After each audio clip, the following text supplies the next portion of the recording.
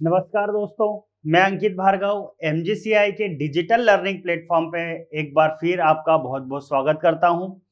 दोस्तों, जैसा कि हम प्रीवियस ईयर क्वेश्चन की जो सीरीज चला रहे हैं, उसी सीरीज में मैं आज बायोलॉजी के 2021 के कुछ क्वेश्चंस को लेकर के आया हूं, जो हमारे पिछली एग्जाम में व्यापम के द्वारा पीईटी में पूछे गए हैं।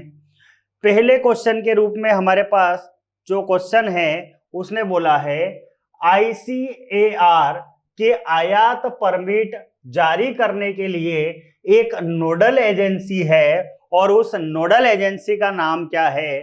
तो उस नोडल एजेंसी का नाम है बेटा NBPGR। अब NBPGR क्या है? तो national bureau of plant genetic and research, जो कि अपने को कहां पर दी गई है? न्यू दिल्ली। कहां पर दी है बेटा? न्यू दिल्ली में दे रखी है। और इस नोडल एजेंसी का कभी कभी अपने से फुल फॉर्म भी पूछता है। अगला क्वेश्चन है रेगिस्तानी टिड्डी का नाम क्या है?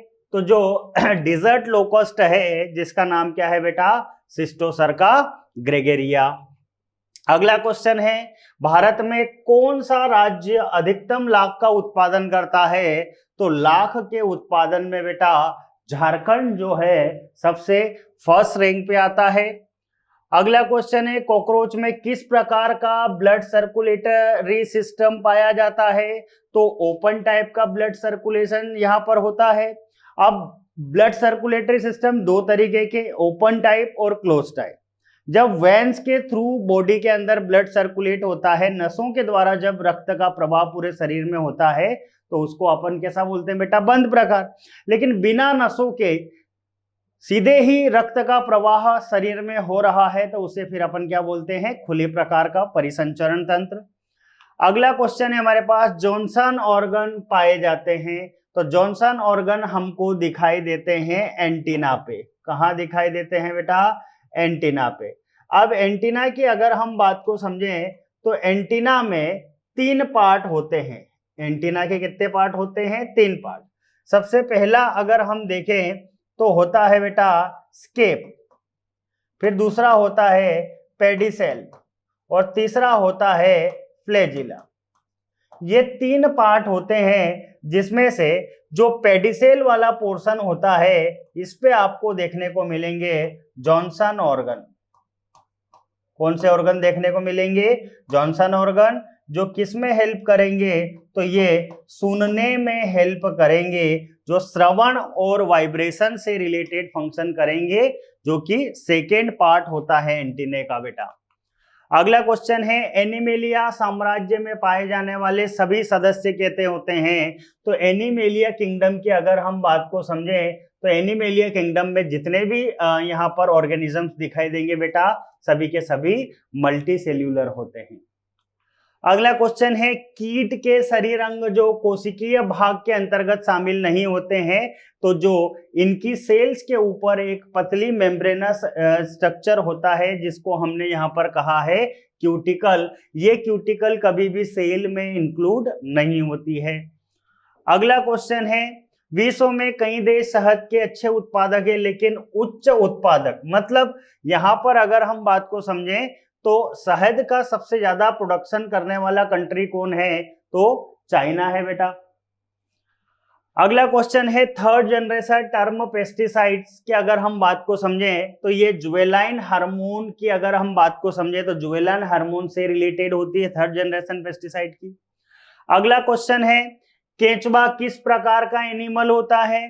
तो केंचुआ जो होता है उभयलिंगी होता है, जिसको हम बोलते हैं हर्मोफ्रोडाइट एनिमल है।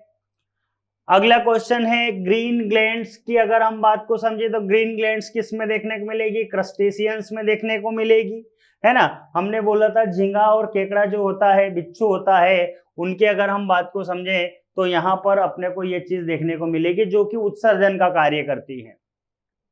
अगला क्वेश्चन है जंतु जगत का सबसे बड़ा संघ कौन सा है? तो अगर हम बात को समझें तो जो आर्थ्रोपोडा फाइलम होता है ये जंतु जगत का सबसे बड़ा संघ होता है। और आर्थ्रोपोडा संघ का सबसे बड़ा वर्ग अगर पूछ ले तो वर्ग होता है बेटा इसका इंसेक्टा, जिसके अंदर आते हैं कीट। क्लियर है? अगला क्वेश्चन है वर्ग कीट हेक्सापोडा किस उपसंघ से संबंधित है? तो यहां पर अगर हम बात को समझें, यूनिरेमिया जो है इस उपसंघ से संबंधित रखता है, मतलब जो इंसेक्टा जो वर्ग कहते हैं उसका जो उपसंघ होता है उसका क्या है उपसंघ, तो यूनिरेमिया है बेटा। अगला क्वेश्चन है लाख इंसेक्ट जो है, लेक इंसेक्ट है, लाख कीट है, जिसका अपने को यहाँ पर साइंटिफिक नेम बताना है, तो लेसिफर लक्का जो है ये इसका अपने यहाँ पर क्या हो जाएगा बेटा, साइंटिफिक नेम हो जाएगा। अगला क्वेश्चन है सबसे बड़े कीट का नाम बताइए।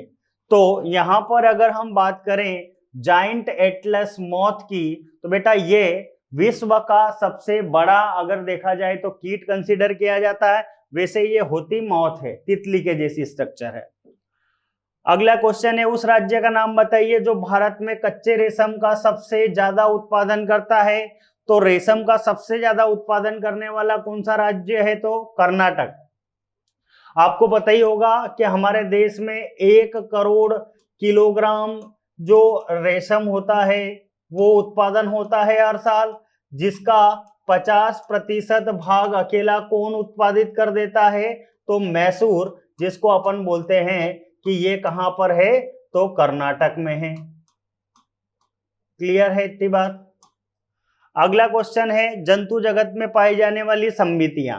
जो समितियों की अगर हम बात को समझे बेटा, तो 3 तरीके की सिमिट्री या समिति होती है। जैसे हम बोले तो पहली सिमिट्री अगर देखें तो ए सिमिट्री, उनके अंदर समितियों की अगर बात करें तो पहले कुछ जीव ऐसे होते हैं जिनके अंदर जो समिति होती है वो कैसी होती है, सिमेट्रिकल। सिमेट्रिकल यहाँ पर अपने को देखने को मिलेगी। और दूसरी अगर हम बात को समझें तो दूसरी होती है एसिमेट्रिकल, और तीसरी होती है बाइलेटरल। इन 3 प्रकार की समितियां अपने को इंसेक्ट्स के अंदर देखने को मिलती है या लिविंग ऑर्गेनिजम्स में देखने को मिलेगी, सिमेट्रिकल, एसिमेट्रिकल और बाइलेटरल। शहद में कितने प्रतिशत चीनी होती है, तो शहद में लगभग 78% यहाँ पर शुगर देखने को मिलेगी, जिसमें अगर हम बात को समझें तो सबसे पहले है ग्लूकोज जो कि कितने परसेंट होती है, 31%। फिर दूसरे नंबर पे आती है फ्रक्टोज जो कि कितने परसेंट होती है, 38%। एंड अदर शुगर्स की अगर हम बात को समझें तो अदर शुगर्स इसके अंदर कितने परसेंट होती है, तो 10%। और इस तरीके से अगर देखें तो टोटल अपने को 78% यहाँ पर शुगर देखने को मिलेगी। क्लियर है इतनी बात।